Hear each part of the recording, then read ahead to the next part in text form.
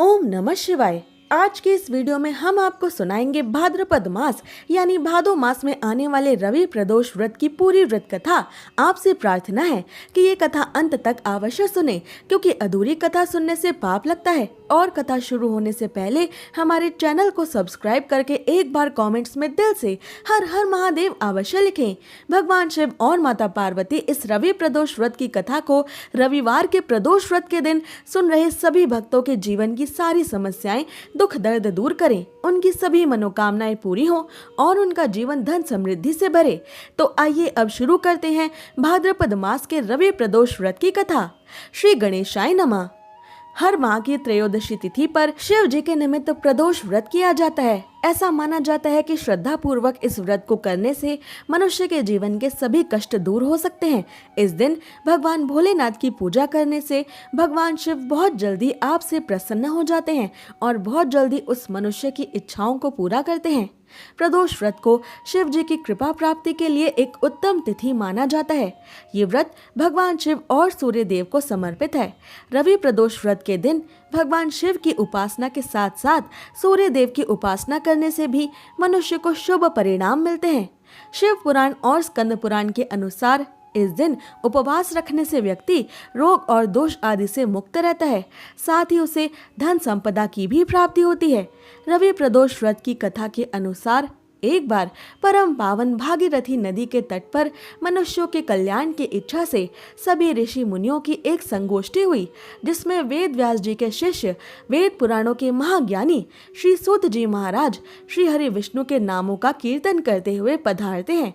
उन्हें आता हुआ देखकर शौनकादि 88,000 ऋषि मुनियों ने खड़े होकर श्री सूत जी महाराज को दंडवत प्रणाम किया और उनकी पूजा की। फिर सभी ऋषिगणों और शिष्यगणों ने अपना अपना आसन ग्रहण किया। इसके बाद शौनकादि 88,000 ऋषियों ने श्री सूत जी महाराज से ये प्रश्न किया कि मनुष्यों के परम मंगल को करने वाले मंगलकारी रवि प्रदोष व्रत को संसार में प्रथम बार किसके द्वारा और क्यों किया गया था, तथा उन्हें इस व्रत को करने का क्या पुण्य लाभ और परिणाम मिला, कृपया करके आप हमें बताएं। तब श्री सूत जी महाराज बोले कि हे ऋषियों, आप सभी भगवान शिव शंकर के महान भक्त हैं। आपकी भगवान महादेव के प्रति भक्ति और निष्ठा के कारण आज मैं आप सबसे रवि प्रदोष व्रत को करने वाले मनुष्यों की कथा कहता हूँ। अतः आप सभी इसी कथा को ध्यान पूर्वक सुने, जिसे सुनने मात्र से पाप नष्ट होते हैं और असीम पुण्यों की प्राप्ति करके मनुष्य भगवान शिव का प्रिय बनता है। एक ग्राम में अति दीन ब्राह्मण निवास करता था। उसकी साध्वी स्त्री प्रदोष व्रत किया करती थी।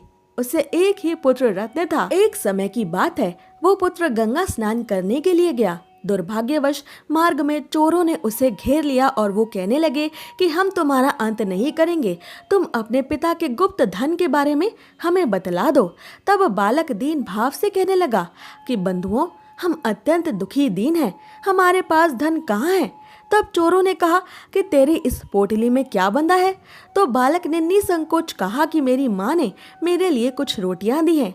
ये सुनकर चोरों ने अपने साथियों से कहा कि साथियों, ये बहुत ही दीन दुखी मनुष्य है, अतः हम किसी और को लूटेंगे। इतना कहकर चोरों ने उस बालक को जाने दिया। बालक वहां से चलते हुए एक नगर में पहुंचा। नगर के पास उसे एक बरगद का पेड़ मिला। वो बालक उसी बरगद के वृक्ष की छाया में सो गया। उसी समय उस नगर के सिपाही अपने राजा के आदेश पर चोरों के खोज में उसी बरगद के वृक्ष के पास पहुंचे और बालक को ही चोर समझकर बंदी बनाकर राजा के पास ले गए। राजा ने भी बिना जांच के उस बालक को कारावास में डालने का आदेश दे दिया। दूसरी ओर जब ब्राह्मणी का लड़का समय से घर नहीं लौटा, तब उसे अपने पुत्र की बड़ी चिंता हुई। अगले ही दिन प्रदोष व्रत था।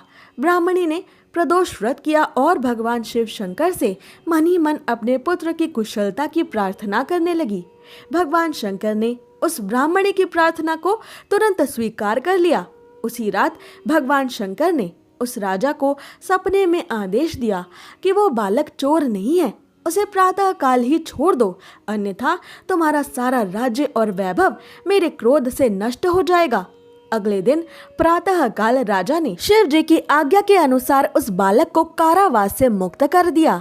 तब बालक ने अपनी सारी सच्ची कहानी राजा को सुनाई। बालक के मुख से सारा सत्य वृतांत सुनकर राजा ने अपने सिपाहियों के साथ उस बालक के घर को उसे भेज दिया और उसके माता पिता को राज दरबार में बुलवाया। उसके माता पिता बहुत ही भयभीत थे। राजा ने उन्हें भयभीत देखकर कहा कि आप दोनों भयभीत ना हो, आपका बालक तो निर्दोष है। फिर राजा ने उस बालक के पिता ब्राह्मण को 5 गांव दान में दिए, जिससे कि वो सुखपूर्वक अपना जीवन व्यतीत कर सके। इस तरह वो ब्राह्मण, ब्राह्मणी और उनका पुत्र आनंद से रहने लगे। शिव जी की दया से, उनकी कृपा से उनकी दरिद्रता और सारे दुख और कष्ट दूर हो गए। अतः जो भी मनुष्य इस रवि प्रदोष व्रत को करता है वो भगवान शिव शंकर की खास कृपा का पात्र बन जाता है और भगवान भोलेनाथ की कृपा से सुखपूर्वक और निरोगी होकर अपना पूर्ण जीवन सुख से व्यतीत करता है। हे भगवान महादेव शिव शंकर, जिस प्रकार आपने निर्धन ब्राह्मण, ब्राह्मणी और उनके पुत्र के दुख, दरिद्रता और कष्ट हरे, उसी प्रकार आप इस व्रत को करने वाले और इस व्रत की कथा को सुनने वाले सभी भक्तों का भी कल्याण करें। तो प्रेम से बोलिए हर हर महादेव, उमापति महादेव की जय। अब सुनिए रवि प्रदोष व्रत की महिमा और व्रत विधि, जिसे सुने बिना प्रदोष व्रत पूरा नहीं होता। रवि प्रदोष व्रत सूर्य देव को समर्पित है, इसलिए इस दिन सुबह सूर्योदय से पहले उठें और स्नान करने के बाद सफेद वस्त्र धारण करें। इसके बाद सूर्य देव को जल अर्पित करें। जल अर्पित करते समय उसमें रोली, अक्षत और पुष्प अवश्य मिलाएं। इसके बाद भगवान शिव की पूजा करते समय मन ही मन भगवान शिव के पंचाक्षर मंत्र ओम नमः शिवाय, ओम नमः शिवाय इस मंत्र का जाप करें।